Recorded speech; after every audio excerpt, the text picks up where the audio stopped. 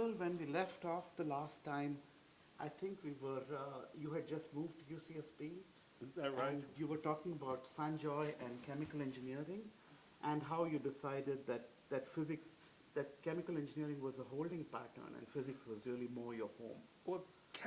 Well, no. Physics was at that time was not in the picture. Was not in the picture. But when I came, of course, that was with when the dean was Morabian. Morabian. And Morabian, it was when my discussions with Morabian, that's who was doing the recruiting. He wanted to have a materials department, so it was always to be in materials, but there was no materials department yet. Yeah. It's because of the complicated UC bureaucracy. So chemical engineering was a holding pattern. Yeah. I mean, I don't know if they were told that, but that's what I was told. I assume they were told that. They knew that. Yeah. So I was in chemical engineering, and that was it. But as I said, Sanjoy was chair at that time, and he was doing a good job getting them out of their. They had this image as being a second or third rate place. That, as I said, that if you had a PhD from Berkeley in chemical engineering, that was sufficient to get a faculty position here. And and that changed during that period, and it was essentially due to Sanjoy. And this is, we're talking about 82, is it? No, that was 85. I came here at 85. 85, So that was 85. 85, 86 in that period. And then I suspect that the materials department started the next year, maybe in 86 or 80. When was the first year? 86 or 87? Thereabouts. Yeah. We can check. And the initial people were of course. Tony Evans was also No, here? Tony wasn't here. Carlos Levy was Carlos was here. He was Yes. sort of the laying down the groundwork. well, I would say he was like the young accolade of Moravian. Morabian, that's right. He was even Morabian's Yeah, PhD yeah. student. So it was a way for Moravian to hire him. Yeah. To make him Yeah. a regular faculty member. So it was he and I, and then there were the two people from UMass that didn't come, which was good. Who were the initial people? And then very shortly thereafter, Tony Evans. Yeah. And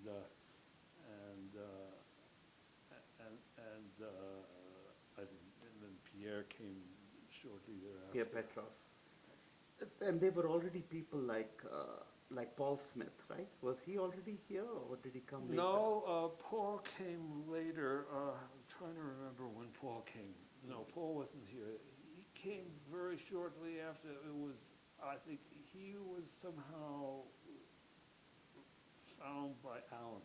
I Okay. think Alan was the one who Yeah. I'm not 100% sure. Of course, there were already perhaps some people who had already moved from Bell Labs to electrical engineering, right? Oh, Was yeah. Art Gossard here? Oh, yeah.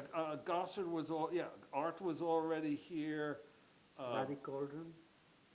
I think Larry was here. Certainly, Evelyn? Evelyn was here or just coming, but I'm pretty sure she was already here. Yeah, those people were here. There was the guy from Bell who then went to Notre Dame. Mertz, Jim Mertz. Jim Mertz was Pastor here. Very He was here. Yeah, he was here, and I don't know if Herb Cromer was here. Herb was very much here. He probably Herb was came here. in the 70s. Yeah, but those people were Yes, in yes. double E. more. And they were also helping start off the materials department. Maybe, I think so.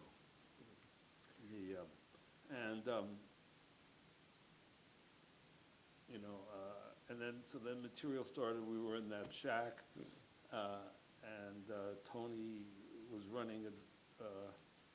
you know, I wasn't too enthusiastic about the job he was doing at the time.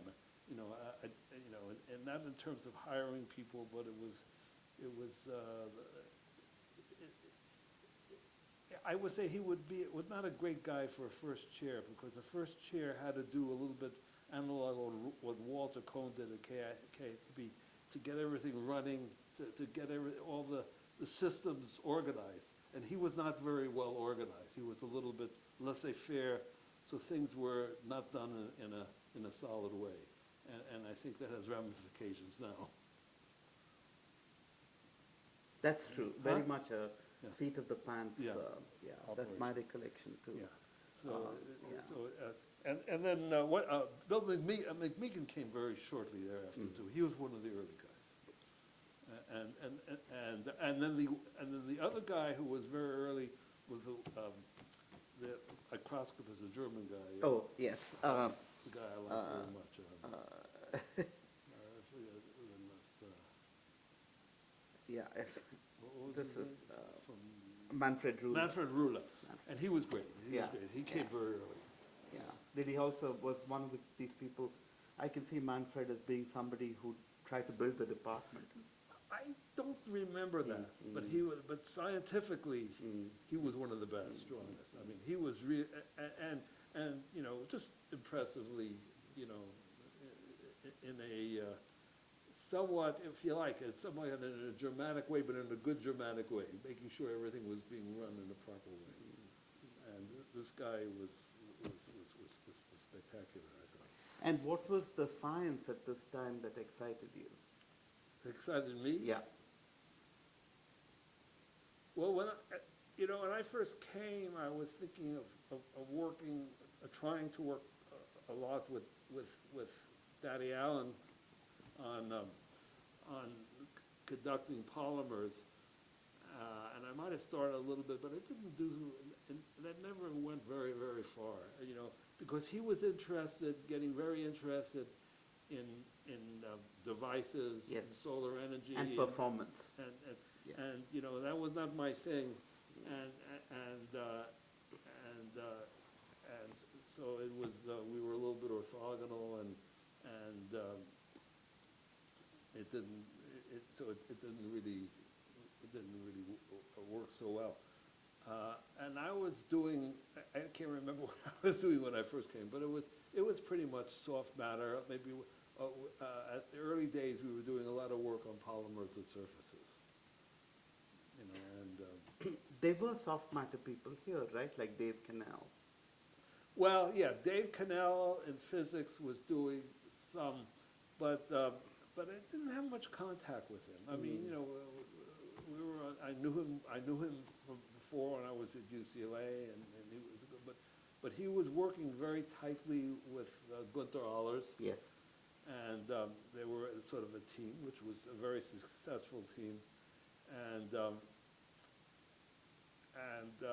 a lot of what Dave was doing was incidentally about soft matter, but it was really mostly about the devices, about trying to build the world's best, you know, static light scattering machine, you know, multiple detectors, which was very good.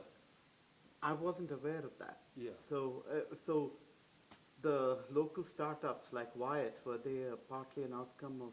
Yeah, they were coupled to that. Okay. Yeah. I wasn't aware of that. Yeah. I see. So I wasn't so much involved with those guys, and I'm trying to remember who And when did Jacob Ezrelashvili come? Well, so he came, I don't remember the date, we could look at his CV, but I think I was the main one pushing him, you know, although there was residents in chemical engineering for that, they really liked that. But you know, because I already had was learning about SFA stuff, basically from Jacob Klein, and you know, and then that's how through him I met Jacob Ezrelashvili, and I realized that this guy was at the top of the heap, and that he was available, you know, and so I wanted to make a big effort to get him, but I think, and then the chemical engineers realized this was a good thing, so. Yeah, and that was, of course, a huge success for the Yeah, so, university. and that was a great thing. Yeah, so when he came, that made a big difference. And then, of course, Safina came a few years after I did. And Dale Pearson? Yeah, Dale Pearson also came, that's good. When did he come? He came probably around that period, I would say, I'm not sure, 88, 89, or, right around there, right around there. And that was, well, of course, a sad story, but it was, that helped me out. I interacted a lot with him. As I said, as I told you before, when he was here, we were both early people. We used to have coffee almost Coffee every together, morning. yeah. And I have one or two little papers with Dale. I mean, he was very much in the Bill Gressley chemical engineering mold, and he had all this difficulty adjusting to the academic style in the sense of raising money, which was difficult, which he never had to do in his previous jobs. And I didn't realize that was a big stress maker for him. I mean, maybe he said these things, but I didn't understand it to the extent to which they were bothering him. And then, as as you pointed out, Paul Smith and what's his name, the German guy, Manfred. Hans Werner Werner Schmidt, Schmidt came, and so that was interesting. So we had a lot of useful stuff, and that was really the beginning of polymer. When did Glenn Fredrickson move? Soon Well, thereafter, he also right? came In the late 80s? then, yeah. Yeah. And again, another great hire. I don't think I was very much involved with that. And it was the chemical engineers, and I don't remember who was pushing it, but that was an important thing in the history of UCSB, the soft matter. There's no doubt about it. So you also had a good opportunity to see three deans functioning, and pretty high-performing deans, right? Mehrabian, Narayan Murthy, and Matt Tyrrell. Yeah, that's right. And they were all good in their way. So Morabian wouldn't be around in these days because he was, this entrepreneur, Yes. doing the stuff, just doing it by himself in the same way that Huttenbach was doing it. Right. And not working in a collegial way. Venki was More collegial. Yeah, and I knew him when he was head of Sandia, and that's when actually I first met him when he was at Bell Labs before he went to Sandia from science, because he was doing ultrasonics. But I think he did a very good job at Sandia. I mean, it's when I was consulting there, so I saw him quite often, and he seemed to be really good. At that time, he was still kind of a Bell Labs employee, because Bell Labs was France, really he had been sent to Sandia, so I was happy to see him here, and I think he did a good job here. I don't. When I came, people spoke very highly of him. Yeah. And then, of course, we had Matt Tyrrell, who was also fun to have for his And that was good for science. me because we were already collaborating anyway. We had tried to get Matt earlier, and he didn't come, as a faculty member in materials. Again, I think I was somewhat involved in that, because I had these interactions with science, interactions with him. I had an interesting thing. It turned out yesterday, in the morning, I got an email from my Tom Whitten from Chicago. Whitten said he was looking around for some stuff, and he found this picture, and he sent me He said, look at all these buddies. And there was a picture that was taken in November, I think, of 2016, in Matt's birthday at Chicago when he was there. Yeah. And there was a birthday, and it was in that, and there was a picture of an audience in we were sitting at tables, maybe it was a dinner or something. And somehow, I don't know who took the picture, but there was, about 15 or 20 people that we all know very well. I mean, including Matt and Tom and I, but there were a lot of people that we know. I think Frank Bates was in it. Yeah. A lot of people here. And so that was a good period for the deeds. And when did you start getting more involved also in physics? Because you did a lot of your teaching. Okay, so in I was in chemie, and then when materials started, I moved, I think, 2/3 to materials, and I was kept 1/3 in chemie. And as time went on, well, I had this incident of dissatisfaction with chemie.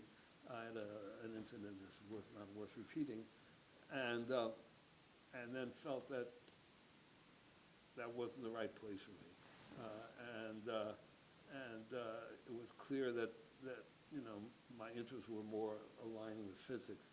So I think there was no issue with moving 1/3 of an FTE to physics. And you did a lot of your teaching in physics, did you not? Eventually, I mean. Eventually, my recollection is. Well, I did what I was supposed to. I did Yeah. I was at the beginning I was 1/3, and then eventually I moved 2/3, another third. But you were teaching these large undergraduate classes, Stat Mech. I didn't teach the large freshman classes. No, not large freshman classes, No. but But I taught E&M a lot. Yeah. The 110 AMB E&M a lot, and I taught quantum mechanics, the year quantum mechanics course at least once. I taught a few graduate courses, condensed matter and stuff. But yeah, so I did a lot of but mostly upper division physics teaching. so most of the time that I have been here, the last 20 years, your collaborations have largely been outside of UCSB. Have you thought about that? It's not, even though everyone describes this as a very collaborative place, you've had collaborations with KAIST, with Oxford, with the Weizmann. But internally, when Omar came, I collaborated Yes, a you lot did. with him. As I say, I collaborated, With Cirrus someone. initially? Well, No. Cirrus, yeah, initially, but Cirrus is not so easy to collaborate with. A little bit with Frederickson, we had papers together with Frank Brown. Yes, yeah, I remember that. But that's typical of all my collaborations. I never had collaborators that I stayed with a long time. Maybe Right. the one who was the most was Alan Heeger. Yeah. We collaborated a lot when we were when we were graduate students. Yeah. But as my interests switched, the collaborators switched, because most people stay in the same field. So I was moving to a different field, so the collaborations changed, and that's typical of all my collaborations. Even people outside. I mean, very few have lasted for a long time. I would say the ones that have lasted, I mean, beside the people like my mentors, like Dejen and stuff, but the people who lasted for a long time were Heeger, if you like, Tom Witten, we had collaborated for a long time, Sam Shepard. Where did you first meet Tom? So Tom, I first met in Paris. He had been at Chicago, did this good work, Yeah. and didn't get tenure. Oh. In the University of Chicago. No, in Michigan, excuse In me. Michigan. in Didn't get tenure in Michigan. He didn't get tenure. The reason he didn't get tenure, to my understanding, I wasn't involved, of course, because I didn't know him then, with that, actually, the department voted for tenure, but this was a very bad financial period, and the university didn't do it. And he went off to Europe as a visitor somewhere in Germany. That's what he was doing, RG, renormalization group things, and some on polymers. And Dejean had met him and invited him to Paris. Dejean was professor at the college, and of course he came in the year that I was there. I was there a lot, and so that's when I met him. And Tom is a special character because he doesn't think about science the way most of us do. He does things in a very original way. So it was, my first impression was this was a strange person. But as I got to know him more at the period of Paris, I realized this guy was really good. And that was just the period. So that must have been in the 80s, in the early 80s, when we were talking about Exxon. And he had to find a job. So he was looking around and had been talking to Schlumberger, because they had a lab.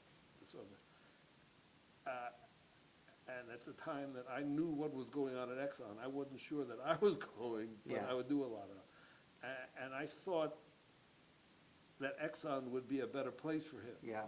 Because the style was a little more free Yeah. at Exxon. It was clear. Yeah. So I was the one who twisted his arm to go to Exxon, and he probably went before I did. And so How long was he there before he moved to Chicago? I think he moved into Chicago after I left. Ah, okay. Soon thereafter.